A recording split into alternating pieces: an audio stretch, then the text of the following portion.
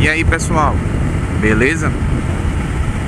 O Robson veio me perguntar aí a respeito do que eu achava, né, da DR-160 da Hauju aí, uma moto que está sendo bem comentada na internet. Eu já tinha citado antes, né, que eu não gosto muito de falar sobre motos especificamente, mas o pessoal sempre me pede, né, e eu vou deixar os fanboys e os haters de lado e vou falar o que penso, tá? Então, como eu disse a ele lá, não tem muito o que acrescentar. Ele até apagou o comentário dele em cima do que eu fiz e colocou um outro depois.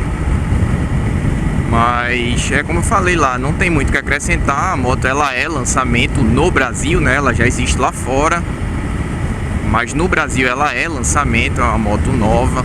A gente ainda não conhece muito. A Hauju é uma marca muito grande lá na origem dela. Como muita gente sabe, ela faz parceria com a Suzuki. Então algumas pessoas até falam aí que Hauju é Suzuki. Pra mim não é, tá? Então o primeiro ponto é, a moto eu acho ela lindíssima. Aí é uma questão, lógico, que de gosto, de visão, né? Cada pessoa tem um. Mas pra mim a moto é lindíssima. Na categoria 160, 150, né? Pra mim não tem mais bonita. Até a Apache, no caso, eu acho a Hauju, a DR-160 mais bonita. Mas volto a repetir, isso é algo pessoal, né? Ela vem com alguns mimos, digamos assim, alguns apetrechos diferenciados, que é o caso do tão aguardado freio a disco traseiro. A maioria dessas populares não tem, né? Ela vem com a suspensão upside down, né? Que é a bengala invertida, que normalmente a gente só vê em motos de alta cilindrada, mas que também tem uma certa glamourização, tá? Vou falar ainda a respeito disso. Ela é full LED, né? Que eu acho isso bem bacana também. Tem os botões aqui retroilumináveis, o painel bem completo, marcador de marcha, 100% digital, que é uma tendência do mercado, apesar de eu particularmente não gostar, mas é um painel bem bonito. Diferente do que alguns pensam, a Hauju é uma marca relativamente confiável, tá? Pelo menos lá fora ela é uma marca bem conceituada. E por que eu falo relativamente? Porque a gente precisa viver a nossa realidade, tá, pessoal? Não apenas se basear nas coisas de lá, no que a gente vê lá. Até porque tem um fator importantíssimo, principalmente para ela que é uma moto importada, vamos dizer assim, que é o nosso combustível. Ela não é uma moto flex. Algumas motos nossas tiveram problema com a importação, com o nosso combustível, inclusive muitas que vinham com importação precisavam de um módulo, como algumas Yamaha que usavam já praticamente que, entre aspas, tá? De fábrica, o Power Commander, que aí você fazia um acerto da injeção original. Mas na minha opinião a moto ela é muito, muito, muito legal mesmo. Indo para alguns pontos específicos, a questão do desempenho do motor, tem muita gente questionando aí o top speed e tal. Gente, isso é relativo, isso varia de pessoa para pessoa. Para mim, top speed nunca foi importante, né? E aí, se o painel marca mais certo, se o painel marca mais errado, eu acho que... Eu até cheguei a comentar isso para ele lá, que o pessoal aqui se preocupa muito. Normalmente isso é na moto, tá? No carro a gente não vê. Você não vê essa discussão. Alguém vai escolher a moto, aliás, um carro baseado no top speed. Ah, ele dá quanto de final? Ah, ele corta em quanto? Fica nessa briga besta. Ah, o meu dá 3 km a mais de final, o teu dá 2 a menos. E isso pra mim é leseira, tá? Mas se pra você é importante, então aí fica a seu critério, né? Escolher aquele que vai atender melhor aí você. Ela tem pneus mais largos, como todo mundo sabe aí. Ela usa pneus maiores, né? Uma moto que tem uma aparência mais robusta, parece nitidamente motos de cilindrada maior, motos mais caras. E aí é por isso que eu tenho como referência aí que ela não concorre, apesar de muita gente ver só cilindrada e preço. Para mim ela não concorre com Titan, né, com Phaser 150. Para mim são motos de propostas diferentes. A DR ela é uma moto mais premium, é uma moto voltada mais para um público diferenciado. Inclusive é por isso que eu acho que ela não é uma moto que deva ser usada pro dia a dia, no sentido de quem trabalha com a moto. Tem muita gente aí perguntando que é motoboy, motofretista, etc. Para mim ela não é uma moto para trabalho. Aí você vai lá, não é porque ela é Hauju? Não, não somente porque é Hauju, até porque tem gente que trabalha com 250, 300, que consome bem mais. Já vi gente trabalhando até com CBX Twister, né, que é aquela carburada, e bebe bastante. Então, galera, não tem absolutamente nada a ver com a marca, tem a ver com os custos. Um pneu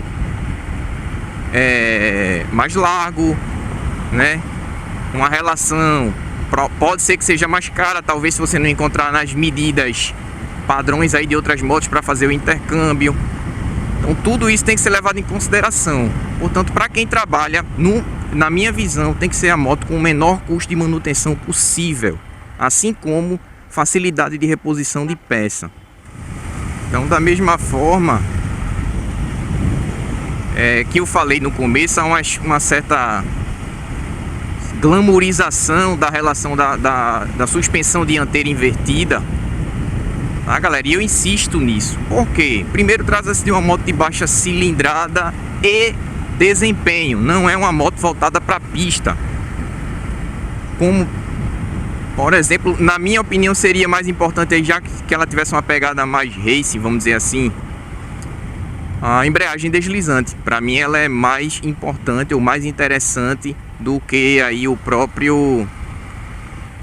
própria embreagem, a própria suspensão invertida, né? Cuidado, tá, galera? O fato de ser suspensão invertida não quer dizer necessariamente escuta, tá? Porque sempre vem os leigos, os fanboys que não entendem. Não quer dizer necessariamente, obrigatoriamente, que isso vai ser melhor para você. Na prática pode não fazer tanta diferença assim. Até porque tem muito produto de excelente qualidade, inquestionável qualidade, e que não tem suspensão invertida. Eu vou dar um exemplo aqui claríssimo e que muita gente vai lembrar e aí ninguém fala mal. Phaser 600. Phaser 600 não tem suspensão invertida. E não deixa de ser uma excelente moto, inclusive para fazer curva, inclusive para andar em altas velocidades. Portanto, galera, o que eu falo do excesso de valorização desse ponto é nesse sentido. Eu não estou dizendo aqui que não é legal sim, mas na prática, talvez no uso do dia a dia, para quem vai usar essa moto, que é sobretudo na cidade, isso não vai fazer tanta diferença assim. Diferente, por exemplo, de algo que eu gostaria que tivesse vindo nela, que lá fora tem, que é o quê? O ABS. O ABS, para quem utiliza a moto realmente na cidade, faz diferença em situação de emergência. Então, para mim, ao meu ver, seria muito mais interessante que essa moto viesse com ABS do que com a suspensão invertida. Mas muito legal que ela venha com a suspensão invertida. Outro ponto é, suspensão invertida, ela tem um pouco mais digamos assim, de cuidado na hora da manutenção. Então, você que vai ter aí, provavelmente pode ter um custo um pouco maior e, sobretudo, tem que ter um pouco mais de cuidado com quem vai mexer nessa moto. Volto a repetir, isso pode elevar um pouquinho o custo de manutenção. E é por isso que eu falo que essa moto, na minha opinião, ela não é voltada para quem vai trabalhar, para fazer motofrete. ou qualquer outra coisa do tipo que utilize a motocicleta como meio de trabalho, que você vai rodar muitos quilômetros. Por um único fator, pessoal: quanto maior o custo que você tem com a moto que você está rodando, menor é o seu lucro. É igual quem trabalha, por exemplo, de Uber, que utiliza um carro que tem uma manutenção cara. Se fosse para mim, eu não utilizaria. Por quê? Porque quanto maior o custo, menor o lucro. E você trabalha de Uber para ganhar dinheiro. Então, como critério final, eu acho a moto muito legal. Não vejo problema algum com a marca específica em si, tá? Não vejo problema algum com a moto. Só o tempo vai dizer se existe alguma questão particular dela aqui no uso no nosso país. Mas a princípio eu não vejo motivo algum para quem não queira comprar. Motivo que eu falo específico, algo depreciativo, exceto questões pessoais, que eu não pegaria por motivo que eu já citei em outros vídeos de outras marcas, tá? Mas não pela moto em si. A moto eu achei muito legal mesmo. O único ponto que especificamente da moto, né, não especificamente da moto, né, mas especificamente no caso da compra aí, é o preço. Para mim o preço ele tá um pouquinho fora da realidade, não pela moto, entendam, não é a questão da moto, porque eu sei, CG é caro, assim como Phaser Factor é caro e teoricamente oferece menos. Porém, vocês têm que lembrar que um preço não se constitui apenas do produto, tem o nome do mercado também, tem o tempo do mercado também. Então, boa parte do que está embutido no preço é o ranking de vendas, é o nome da marca e não somente o produto em si. Então, ao meu ver, a Hauju está errando na estratégia. Porque para firmar essa moto no mercado, eles tinham que vir com um preço mais competitivo. Quando a moto melhorasse no mercado, aí sim eles começariam a pensar num valor um pouco mais forte. Mas primeiro deixa a marca chegar, deixa a marca consolidar. Muita gente fala que a marca já está consolidada porque ela é terceiro, enche a boca. A gente vê muito youtuber aí enchendo a boca para falar que ela já é terceiro lugar no mercado. Gente, ela é terceiro lugar no mercado e tem ridículos 1%. Quando eu falo ridículos, não é crítica a ela não, é uma crítica a quem fala isso. Porque 1% do mercado não é nada, pessoal. Eu talvez faça até um vídeo mostrando os números para mostrar a vocês o que é uma concorrência de fato no mercado. 1% de participação do mercado não é absolutamente nada para uma montadora que está apenas em terceiro lugar. Aliás, em muito, né? Está num terceiro lugar, que é muito, para ter apenas 1% de mercado. 1% de mercado não é nada. Se vocês comparar isso a carro, moto, caminhão, vocês vão ver que o terceiro lugar tem muito mais mercado. Então há uma certa aí histeria, porque é terceiro lugar, porque tá vendendo muito. Será mesmo? Vamos para os números, pessoal. E isso a galera não tem visto, não tem prestado atenção. Mas a moto, o produto em si, eu acho muito legal mesmo.